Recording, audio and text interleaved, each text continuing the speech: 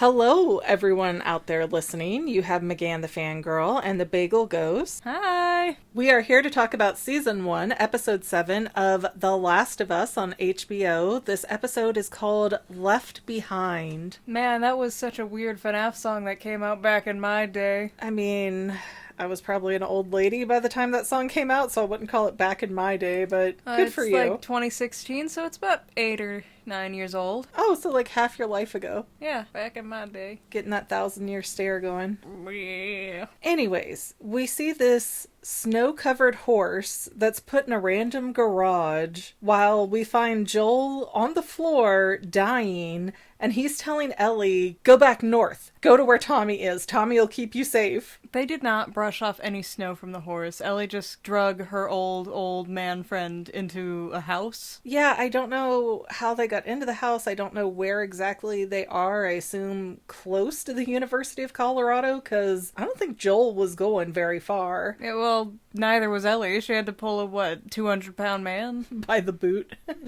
Just tie him to the back of the horse and let the horse drag him in. I don't know though. Joel passed out in a field, so I have no real context for where they're at right now other than Colorado in general. Which is funny because I was looking at a map to see how far away Wyoming was from Colorado. It's one state up. I thought Wyoming was the top border with Canada, but it's not. So they probably walked through Colorado to get to Wyoming just to turn around and have to go back to Colorado. I mean, yeah, it's a 5-day trip on horseback. Do you know how slow horses are? Faster than feet. Yeah, faster than feet, but slower than cars. Why do we measure things in horsepower? Because that was all we had to measure back in the day. Right, but all horses aren't one singular power. But they kind of top out at a certain power. You know, you're cracking the whip and... Have you ever seen a buff horse? You have not seen horsepower yet. Still, the very finest of horses are only going to be able to go so fast. And the weight that's on them also makes a difference, because you can go a lot faster when it's just you versus you carrying 14 bowling balls, which is what I feel like that poor horse was dragging around for 5 days. What, you mean father and daughter duo is not? I'm just saying, of all the weird stuff we see in these apocalyptic movies with the animals, I feel like that horse has gotten the worst treatment, having to carry 2 big people. Anyways, while Ellie is kind of frantically going around the house trying to find something, because she doesn't know what to do, but she's trying to find something to help Joel, we get a flashback of when Ellie was a Fedra trainee. And Ellie has a Walkman, which... very old. Yeah, even in 2000, what was it that this started? 2003 is when they said the day before the apocalypse hit? Well, I guess in 2003 it wouldn't be that old, because the Walkman was, 90s? Still, in 2003, they were not selling those anymore. The Walkman is really more of a 80s kind of thing, because by the 90s we had CD players, and then we had anti-skip CD players, and that was when we really got cool. But by 2003, we were starting to get the MP3 pods, so to see an actual Walkman, it's weird, because they were already old by 2003. They were already outdated by 2003. I bet they got pawned off really easy, so it was easier to find a bunch of them, and you're not going to give the more scarce advanced technology that takes probably more electricity to these, 12-year-old girls? Well, and that's what I'm kind of wondering, because put it in terms of like video game consoles. If you look at a Super Nintendo and you compare it to a PlayStation 5, I almost said Xbox, but this is a PlayStation show, dagnabbit. Sony has this. But at a certain point, so much of the PlayStation 5 is dependent on the internet and power and everything else to update and download a game and update the game and have all these different features. It uses a lot more technology, a lot more battery, a lot more power than the Super Nintendo. I can go pull off any Super Nintendo game off of any shelf, and as long as it's not damaged, I just plug and play. No updates needed, it just goes. It's a simpler technology, even though it's not as advanced, which I guess would be assumed, but I think it's the same kind of thing for why the Walkman is being used and not something that uses a laser like a CD player. When did the 3DS come out? Was that 2013, 2012? Oh gosh, I am not positive about the 3DS. I remember the regular DS was like 2005, 2006. I would be more under the assumption that these girls had like Game Boys or something in their pockets. Well, and that's the thing. I think Batteries would be harder to get, though, and that's exclusively what things from the 80s ran on. We did not care about wall chargers. We did not care about rechargeable batteries. Yeah, just take these AA's and pop them in the trash after 2 hours. It's fine. So I'm surprised in a way to see something like a Walkman still being used, but I'm also not surprised because it's simpler, it's easier to fix, it's easier to plug and play. So it's a weird balancing act there, I think. But Walkman, sponsor us. Walkman, the brand that hasn't been around for 40 years, yeah, sponsor they us. probably don't exist anymore. But I did notice that Ellie is the only one who has a Walkman. And it's like a military grade camp there, this orphan camp or whatever they compartmentalize it as. So does Ellie have special privileges? I think she's antisocial, because in any decade or time period, when there was portable music, kids were going to listen to it during gym class. I don't think they care as long as they're keeping their numbers in But they check. do care. Like, in my school, you would absolutely get in trouble, have in-school detention, if not suspension, if you had some kind of device you weren't supposed to have in school. And I can't imagine a military camp is going to be less restrictive. Well, I mean, it's also a school and a camp. Like, I don't know that we know that. I don't know that it's a school in the sense that you're thinking. It's kind of a school in the sense that it has minors, but I think that education is just about how to be a Fedra drone. And then we have this girl Bethany that runs up on Ellie, and she stops her in the middle of the run by, I think, bumping into her. No, she takes the headphones off of her head. Yeah, she snatches the Walkman. And this girl Bethany is just like, she's not here to protect you anymore, and I'm not running double laps because of you. But they're stopped. They're stopped. So if somebody is out there tracking them and you have to run double if you're not fast enough, Bethany has a really stupid plan of stopping and having a conversation with Ellie in the middle of this run. Yeah, the smarter thing if you're going to do it the hard way is just to keep running with it. You have a blanket party in the aftermath. Are you aware of what that is? I'm not sure. Your father actually had one in the military. They take their pillowcases in military, and when you're all there sleeping and you're all in these open bunks, they fill it full of soap or whatever else they can in the pillowcase, and they start beating you with it. So I'm surprised that's not what happened to Ellie. I'm also really surprised that they have their own private rooms, but... Well, it's not private. It seems that they share it with one other person, but it seems like Ellie also went through something similar. They mentioned the pit. The pit, yeah. The pit, like... What pit? Well, it's the hole. It's hole. throwing you in the hole, which is a room or something where you're isolated. Sometimes it's dark. You have no concept of time or space anymore, and you kind of go crazy so that you behave. But anyways, back to this running. Ellie ends up punching this girl Bethany in the face. That lands Ellie in Captain Kwan's office. And this dude is like, Bethany got 15 stitches because of you. Good. How fragile was Bethany that foot smaller Ellie was able to beat her up that badly? Yeah, I don't know how one punch gets you 15 stitches. Unless it was right into a brick wall. Unless Bethany fell and everybody was running on top of her on Cleats Day. She got trampled. Yeah, the math doesn't math on that one. But Captain Kwan talks about throwing Ellie in the hole again, but that the hole doesn't work on Ellie. So he tries to reason with her. And he's like, if you follow our rules now, you'll end up being an officer. You might end up being an officer. Yeah, it's definitely a carrot on a stick kind of thing. There is no guarantee. There is no direct pathway. And Kwan makes this statement where he's like, no matter what people think, without Fedra, people will starve and murder each other. But I'm kind of thinking, do you mean like Kansas City? It feels very propaganda-y. Like, we have that a lot here in the States where we are given a lot of propaganda against communist countries, and then apps like Red Note come out, or we go onto them, and we find out, oh, it's nothing like what we've heard. And the funny part is, all the propaganda the communists have got about us turns out to be true.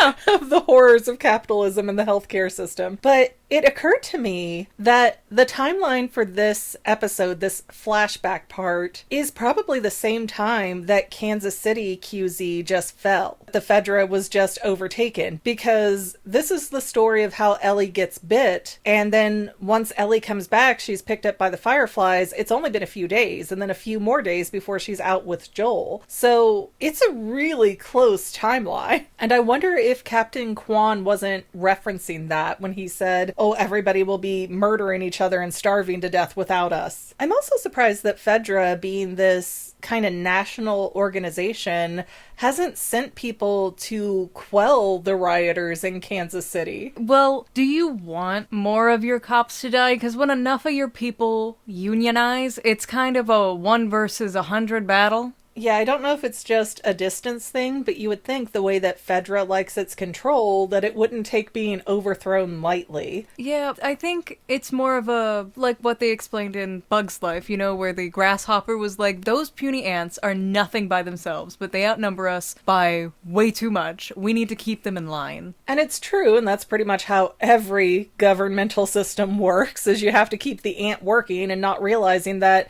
hey, you could actually overthrow us if you didn't like us. So that's why medieval peasants got almost half of their year off. They tried to keep them real happy and relaxed. You don't want them to start questioning how things go when they're the ones with the pitchforks and axes. So we see Ellie go to her room and she's reading a comic. She's got a Mortal Kombat 2 poster up, which mad respect. And I noticed that they had electricity in their dorm rooms. Very rationed out electricity, which then begs the question of how they're getting that electricity. Are they using wind turbines? The tears of the labored? It's debatable, because you can harness like waves of the ocean, and that was the Boston QZ. So it's possible that they have some kind of ocean collection turbine. Anyways, it's lights out, it's pitch black, and somebody decides it will be a great idea to sneak through Ellie's window. And they almost get myrtleized, but it's her friend Riley. I assume Riley used to be her roommate as well, because Ellie is not sharing a room. Yeah. And I love that after Ellie's like, dude, what the hey, I could have murdered you. Riley's like, you know, in my mind, I pictured you loving this. Yeah, and Riley's been missing for 3 weeks. And it turns out she joined the Fireflies, and she's trying to tell Ellie, come on, sneak out with me, and you will have the best night of your life. So who can resist that? Obviously. Ellie says no, and then she says yes, and then Riley takes the Walkman with her. Yeah, it's really weird because Ellie is so eager for everything, but at the same time she wants to be convinced. That's why I really like how Ellie is written fish out of water style. They don't make a lot of main characters like Ellie. I feel like a lot of the times when they plop a character in a brand new place, they want to make them naive, childlike almost. Ellie is kind of that, but she's not stupid by any means or fetishized in that way. I don't know though. If you look at most stories that have multiple characters in them, you generally have one who's really experienced in that world and one who's brand new to that world. So that way you have somebody the viewer or reader can relate to, and here's the person you come in with, but they're not a clueless idiot. I mean, you see this in just about everything, even Harry Potter. You have Harry, who had no idea that magic existed. He immediately pairs off with Ron, who is, you know, multiple generations back a wizard, and he knows all of this stuff, and it's old hat. But Ellie isn't entirely ignorant. She's heard about all these things, and now she's finally getting to see them in practice. And I think that's what the Little Mermaid was trying to do, where she kind of had ideas, but she didn't know. They were off. Yeah. It's definitely something that I think we can talk about more as we get through other episodes in the series, because eventually Ellie's going to be the experienced, jaded one, I think. Mm-hmm. But the girls sneak out, they get to the 7th floor of this old building, and there's a dead guy there that Riley says was not there the other day. So obviously, let's touch him. And he's got real alcohol. And for some reason, as soon as they get the alcohol from him and get an assured distance back, the dude just falls right through the floorboards. Like, what the heck? Deus Ex Machina was that? Well, they did explain that the building was very old and leaky, so that probably was it. It just seems weird that the stationary object went through the floor, but not the things moving and causing stress to these beams. But whatever, show's gonna show. And the girls break in and light up a 2-story old school 90s mall. It is glorious. However, did they find Smedrick, the Great Wizard, the one who's running away right now? Well, Riley says, don't worry, nobody can see me using all the power in the Fedra block. Yeah. Because it's just a big brick outside, no outside windows. But, excuse me, it's got a huge skylight in that mall. Anybody who's standing a little ways back can see that lit up like the sun. It's the most light they've seen ever. Yeah. If they think it's a second coming. And Ellie finds the escalator. You can tell she did not grow up with power and malls and that sort of thing, because we all know to respect the escalator. You can fall down it, you will get stitches, it will hurt. Yeah. You don't play games on the escalator. And that's the thing I really like about her fish out of water character, is that she's so delighted to be in all these things that she's heard and read about, but she's never got to see them in action or experience them. You know what's funny? At one point, Ellie is trying to get a gun from Riley, and even Riley won't let Ellie have her own gun. I wonder why. Like, they all know inherently not to trust Ellie with a gun. Ellie will remember that. Oh, and then they pass a poster, Dawn of the Wolf Part 2, which is such a Twilight spoof. I love it. But it's the wrong era for Twilight. Twilight was another, 5 years after this timeline. You think that movie ever came out? I mean, considering the posters, it either just came out or it never got released because the world fell. But next, because power is no object in Riley's mind, Riley sets up a carousel to have Ellie on it. And I love, he looked at this scene and he immediately went, History will call them friends. History will look at them and call them friends. I called it, though. Well, it's funny because in the video game, this is DLC that you had to buy shortly before the second game came out, because in the second game, Ellie was very much gay, and that was a huge opening part of the story, and people were like, this is coming from nowhere, so they almost had to invent it and put it in this DLC and release it that way. I mean, the show got so much gayer than the games. First we had Bill and Frank being so open, now we have Ellie and what's-her-face, Riley. Yeah, but I just keep thinking about how much wattage is being wasted right now to show this stuff to Ellie. No one's gonna know. Yeah, no one's going to see the giant power spike in the grid. And so Riley and Ellie start having this conversation, I believe in the arcade, because, power up the whole place. Why not? It's not like electricity is a valuable or rare or difficult commodity in this day and age. Not at all. But Riley's talking about how she joined the Fireflies because Quan had given her sewage detail, which is where you watch the normies shovel crap, I guess, in the sewers. And Riley's like, that's what they thought of me, so that's why I'm leaving, and that's why I can't go back with you. And Ellie's like, oh, but come on. And then they find a photo booth, and that is a delightful moment. That's adorable. And it's apparently also dried up all its ink after 20 years. Yeah, the photo paper is not photoing so well, but, what can be expected? At least one of the pictures came out kind of good. Yeah, one was semi-visible if you squint. Oh, no, I'm sorry. Here, after the photo booth, is where they see the arcade, and Raja's arcade is all lit up for Ellie. And I'm so surprised that all these things that have not been touched or maintenanced are still working perfectly fine. I think it's because a lot of these old arcade cabinets, kind of like a Super Nintendo, they were made to last. They were made pretty simplistically, so there's not as much to go wrong. And they're big wooden metal cabinets, so if they're already indoors and they're being semi-shielded from everything, I'd say you have a pretty good odd that they're going to last because nobody's wear and tearing on them. I would at least expect some of the electronics to not be the best. And they play Mortal Kombat 2, and we have that machine. Yes, we have the small arcade 1-up version of that. It's really cool. It's my favorite. I love Tapper. But while Ellie is learning all the finishing moves that she was bragging to about Joel, and when she talked to Joel, she's like, oh, I've heard this. She never admits that she experienced this. So there's some psychological thing in Ellie's head that is keeping her from admitting to this night, even though Joel is not part of Fedra and he's not going to care that she did this. It's already done. He's going to have a fatherly disappointed sigh, oh, you shouldn't have been using all that electricity, Elle. I don't think Joel would care, honestly. I don't know. It's just not his zoo, not his monkeys. I think he has enough to worry about. But then we see next door, in the American Girl store of all places, there is some wall-forming zombie. Like, it's not quite a clicker. It's not quite connected to the wall, but it's working its way there. He's on the 2.5 stage of the infection. Yeah. I don't know how we're classifying with this, but yeah, he's in between regular infected and wall infected that's gone. I don't know how he wasn't cleared by the fireflies over the years, but we're going to ignore him for a minute and go over to a place called Macho Nacho. And for all the brand endorsement deals, could they not get Taco Bell? I don't think Macho Nacho is real. Behind the Macho Nacho seems to be Riley's sleeping area, and she shows Ellie that she found her the gift of a book, no pun intended, volume 2, which she had volume 1 in her room. So Ellie is so elated that there's a second volume, and they start reading things back and forth to each other, and it's so cringy. I wish this pun portion of the show. It's delightful. There's one where they tell a computer joke. I think it was, what does a computer call its dad? No, it's how does a computer get drunk? Oh, it takes screenshots. Yeah. And they're like, what's a screenshot? I don't know. It's cute. I need these puns to be over in this series. It's not bringing me levity, it's bringing me stress. It's cute. But here's where Ellie finds out that Riley is making pipe bombs for the Fireflies because the Fireflies stationed her in that mall. She hasn't been just randomly hiding there. And Riley admits to getting posted to the Atlanta QZ with the Fireflies, so she's about to leave tomorrow. She has already asked Marlena if Ellie can come with her.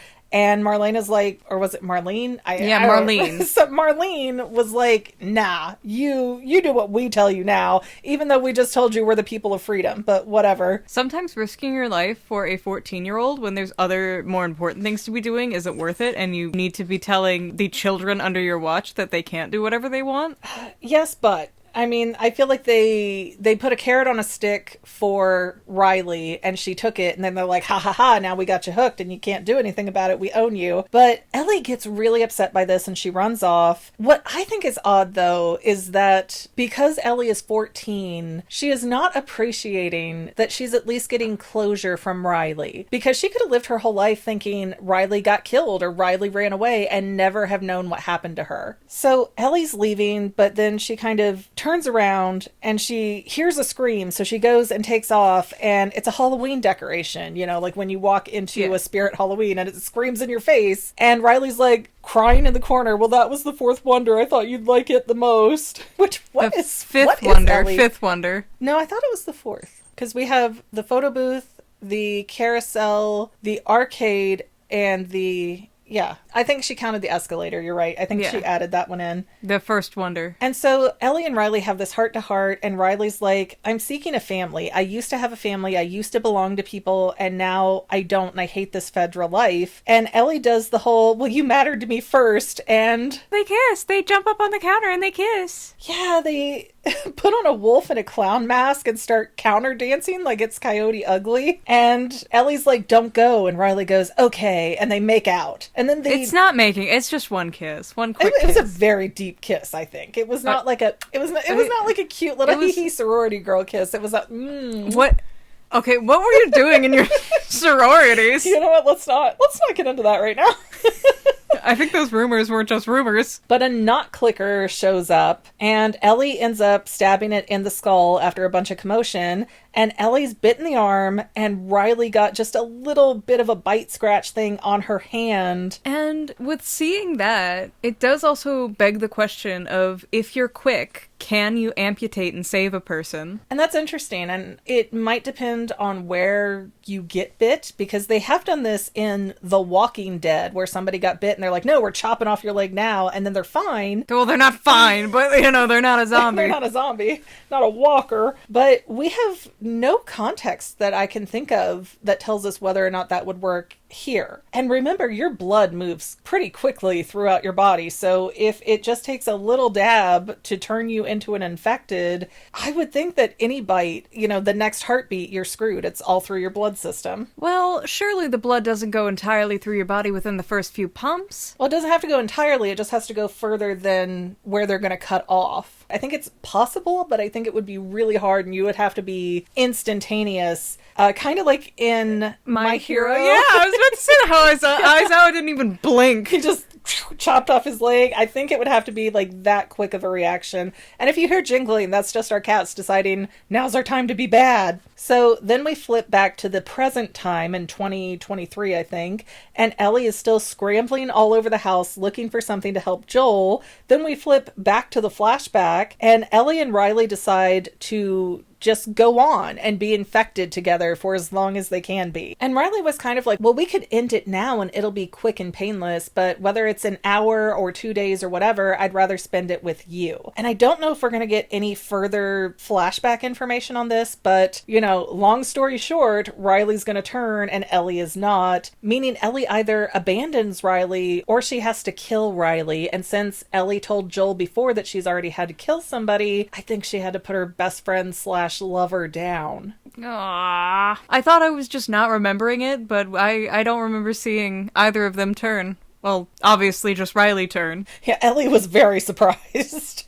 Ellie got so surprised she just said, well, I guess I'll come back and show him my arm. Which, that is a good point, why Ellie would come back at all knowing that she's bitten and it would probably come up on the screens. So was she hoping to get Fedra to end her since she wasn't turning fast enough? Because otherwise she should be roaming around waiting to turn still, I would think. I mean, maybe. Who knows? She probably was very shrewish-idle after that experience. Actually, okay, no, now that I'm thinking about it, when Ellie meets up with Joel, she says that her bite is, I think, 3 weeks old. So she got bit before the Kansas City QZ Fedra, at least, was overturned and thrown out on a tar and feathering wagon, whatever. Okay. So Quan was just randomly going before of like, I think we're all that keeps people from chaos, and then chaos broke through in a different city. So maybe that's why Fedra wasn't reacting, because if I'm calculating right, with travel time included, it would be about a week difference between Ellie getting bit and the fall of the KZ QZ. So now we flip back to the now times. Ellie has found a needle and thread. Yeah, just a random needle and thread like you'd fix a coat with. Yeah, without any alcohol or even checking if it's the right needle or anything. She just kind of goes for it. Yeah, she just decides, I'm going to start stitching up Joel. She doesn't stop the bleeding.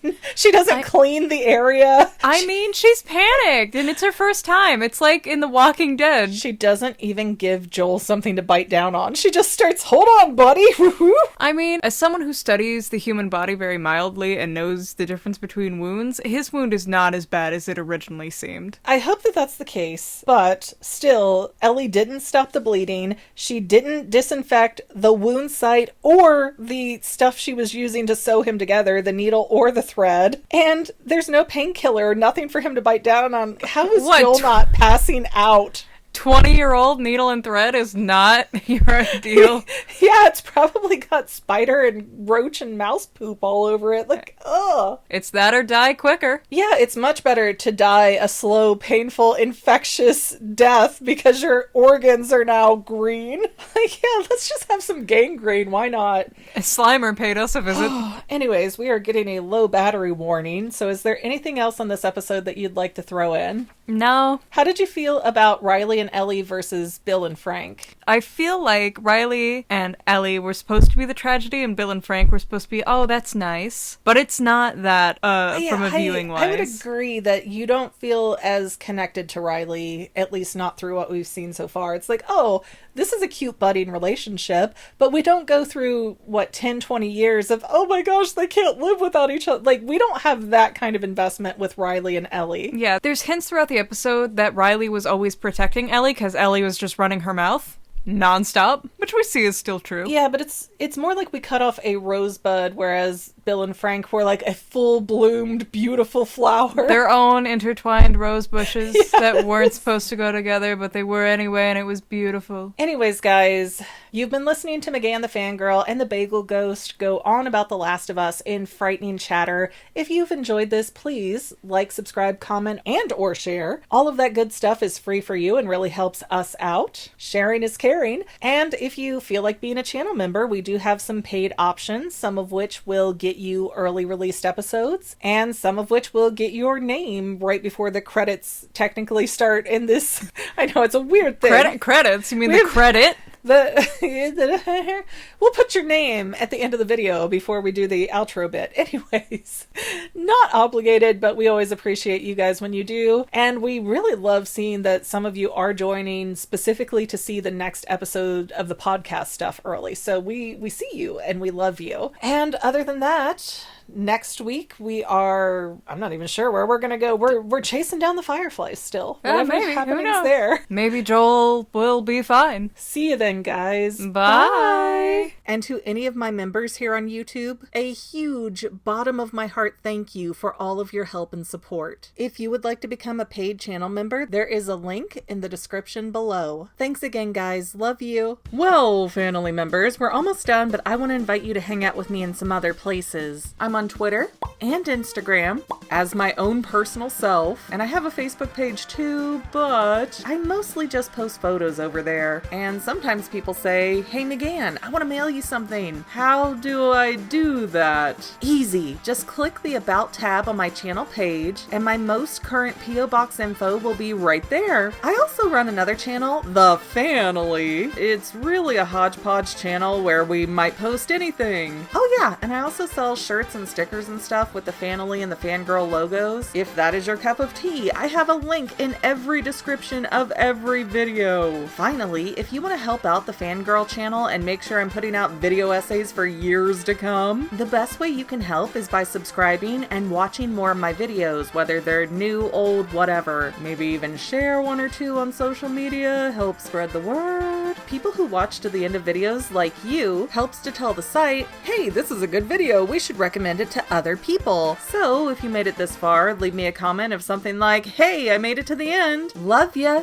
See you next time, family members. Bye.